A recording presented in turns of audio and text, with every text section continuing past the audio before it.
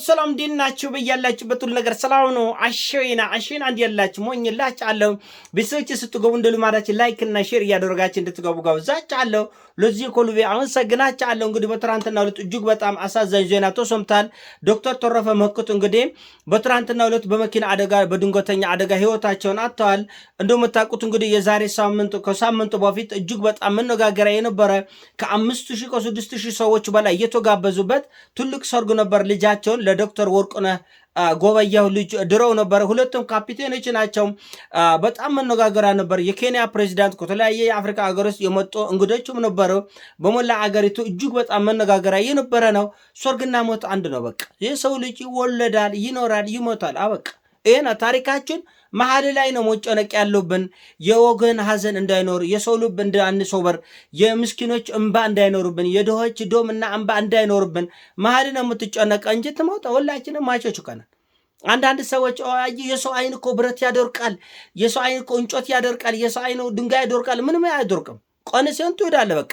እግዚአብሔር እኮሌ ሀብታም ነው፣ እኮሌ ባለስልጣን ነው፣ እኮሌ የተማረ ነው፣ ያልተማረ ነው ብሎ አይፈራም እኮ። ቀን ሲደርስ ትሄዳለህ። ስለዚህ እኛ አባት ደግሞ ልጆች ወልደዋል፣ አስተምረዋል፣ ሎግ ለማድረግ አብቅተዋል።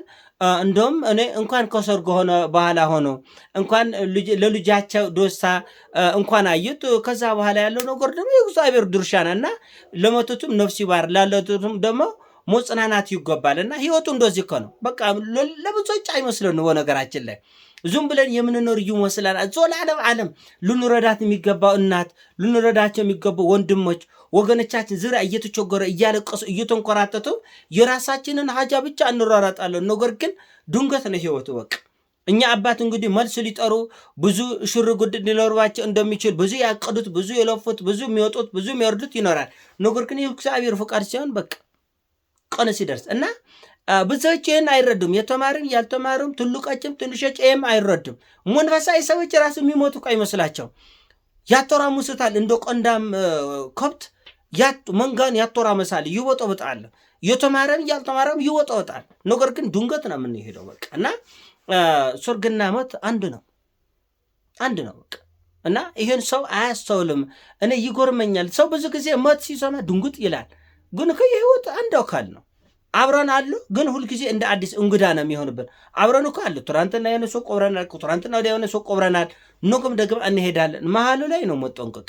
በተለይ የመኪና አደጋ ጮፍጮፋ ለህብረተሰብ ነው የምላቸው። በተለይ ይሄ የሞጆ መስመር አሁን እሳቸው አረፉበት የተባለበት መስመር ላይ የሚፈሰው ደም ጉድ ነው መተል እና ሹፌሮች ራሳቸው ጠብቆም እንዲህ ያለ ልብ ስብራት ነው የምናመጣው። በአንድ ሰው ቀላል ስህተት ቤተሰብ ልብ ይሰበራል። የብዙዎችን ሀዘን የብዙዎችን እሳት የሚጭር ነገር ስለሆነ እዚህ ነገር ላይ በጣም ከፍተኛ ጥንቃቄ መደረግ አለበት። ከዚህ በፊት እንደምታስታውሱት 30-40 ሆነ ቤተክርስቲያን የሚሄዱ መስጊድ የሚሄዱ ለሰርግ የሚሄዱ ለሀዘን የሚሄዱ ሰው ቆብሮ ለመሄድ ሰው ለመቅበር የሚሄዱ ሰዎች እነሱ ራሳቸው ተጨፍልቀው ራሳቸው ይጎባል። ከትምህርት ቤት ተመርቀው የሚመጡ ሰዎች እነሱ ራሳቸው ይሞታሉ። እባካችሁ ሹፌሮች ለራሳቸው የሚያት አስቡ። እንደገና በእናንተ ስህተት የሚመጣው እልቂት ለመናገር የሚዘጎንን ነው፣ ለመናገር ለማየት የሚዘጎንን ነው። እና እባካችሁ ይሄ የመኪና አደጋ እንዳለ አገሩን ጮረሰ፣ ወጣትን ጮረሰ። ችግሩ ምንድን ነው? እኔ ባጠፋሁት፣ እኔ በያዝኩት መኪና ባጠፋሁት ምንም ያላጠፋ ኢኖሰንት ሌላው ሰው አርፎ መስመርን ይዘው የሚነዳ እኔ ጠጥቼ ለነዳት ሌላ ጠጥቶ ያልነዳ ምስኪን ሰው በስነ ስርዓት በአግባብ ፍጥነቱን ጠብቆ የሚሄድ ሰው ላይ ዘልዮ ላይ ይወጣል። እሱን ጮፈልቃል፣ ራሴ ይጮፈልቃል። እና እባካችሁ ሹፌሮች የሚደርሱ አደጎች የትኞቻችን ቢሆን በጥንቃቄ እናድርግ። እና ሰርግና ሞት አንዱ ነው። እግዚአብሔር እኮ ሰውን ሲወስድ እኮሌ በጣም ባለስልጣን ነው፣ እኮሌ በጣም የተማረ ነው፣ እኮሌ በጣም ድሃ ነው፣ እኮሌ በጣም ጉልቤ ነው፣ እኮሌ በጣም ዶካማ ነው ብለው አይፈራም፣ አያፍርም፣ አይመለስም። እንደ ቅዱ እንደ ፍላጎቱ እንደ ቀናችን እንደ አጦራራችን መሄድ ነው በቃ።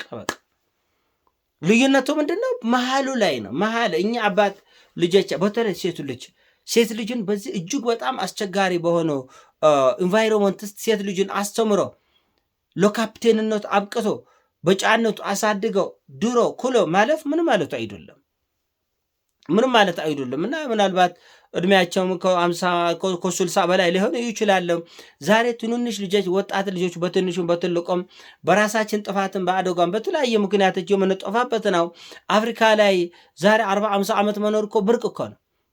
ብርቅ እኮ ነው። እንደ ተአምር እኮ ነው የሚታየው እኮ። ለምን ራሳችን በፈጠርናቸው ውዝግቦች በምድራችን ላይ ሞት እንዲነክስ አድርገናል። አፍሪካኖች በጣም በጣም የሚያስዋዝን አናናራችንም የሚያስዋዝን አሟሟታችንም የሚያስዋዝን እና እኛ አባት እንግዲህ ልጆቻቸውን አስተምረው ኩለው ድረው ህይወትን አይተዋል። ነገር ግን መኖር እየተቻለ ለምን ይሞታል? ትልቁ ጥያቄ። መኖር የምንችልበት እድል እያለ ለምን እንሞታለን?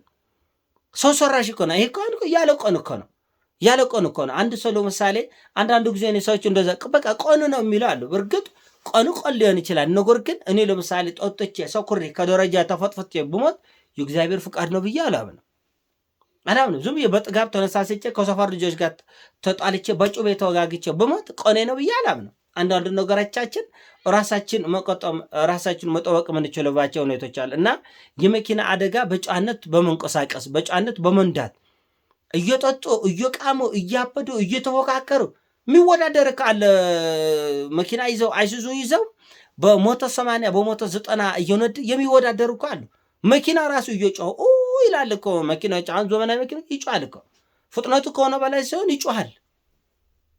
በእርግጥ ዘመናዊም ባይሆን አሮጌም ቢሆን ራሱ መንኳኳቱ ይቆራል ብለን ከአቅሙ በላይ ሲነዳ መጮህም አይቀር ነው የትኛው መኪና እና የመኪና አደጋ ህዝባችንን ጨርሶታል።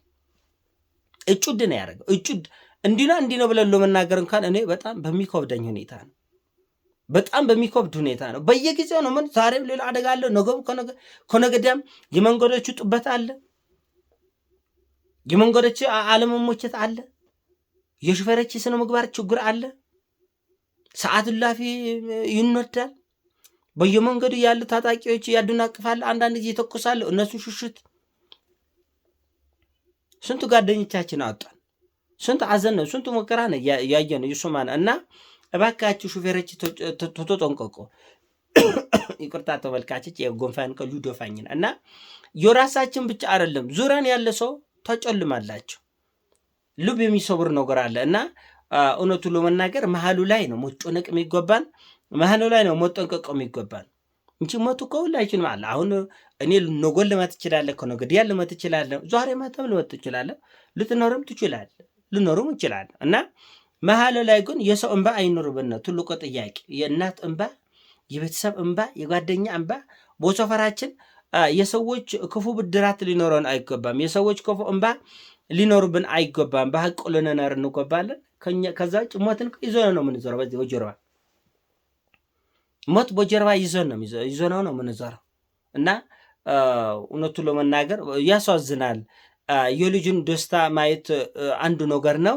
እንደ ጓጉ ነው ግን ሌላም መልስ ነበር እንግዲህ ቅልቅልም ይኖራል፣ የተለያዩ ዝግጆች ይኖራሉ።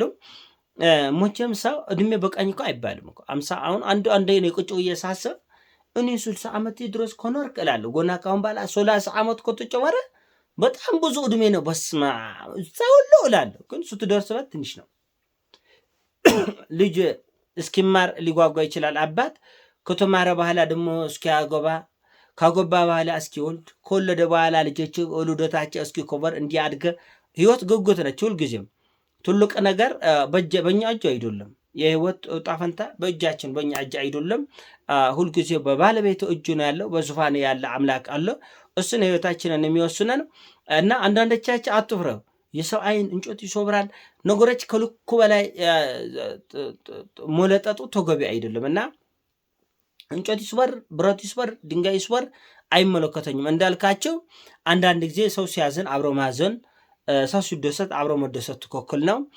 ምናልባት አንዳንዶቹ በቀናነት ነው። ብዙ ችግሮች አሉ፣ ብዙ ሀዘኖች አሉ፣ ብዙ ጉስቁልናዎች አሉ በሞላ አገሪቱ በሞላ ዓለም። ስለዚህ በዚህ ወቅት ይሄ አያስፈልገም የሚል ሀሳቦች አሉ።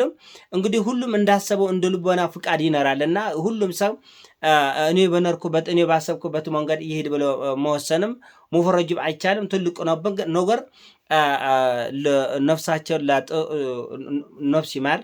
እንደገና ደግሞ ለልጅቷ መጽናናት እንመኛለን። ሁላችንም መጠንቀቅ ያለብን እንሄዳለን። ሁላችንም መዋጀች ነው እንዳልከት ሞት በጀርባችን ይዘን ነው የምንዞረው። ነገር ግን መሀሉን ላለማበላሸት ነው መጠንቀቅ የሚገባን። መሀሉ ላይ ነው መጠንቀቅ የሚገባን። መሀል ላይ የድሆች እንባ እንዳይኖር፣ የምስኪኖች እንባ እንዳይኖር።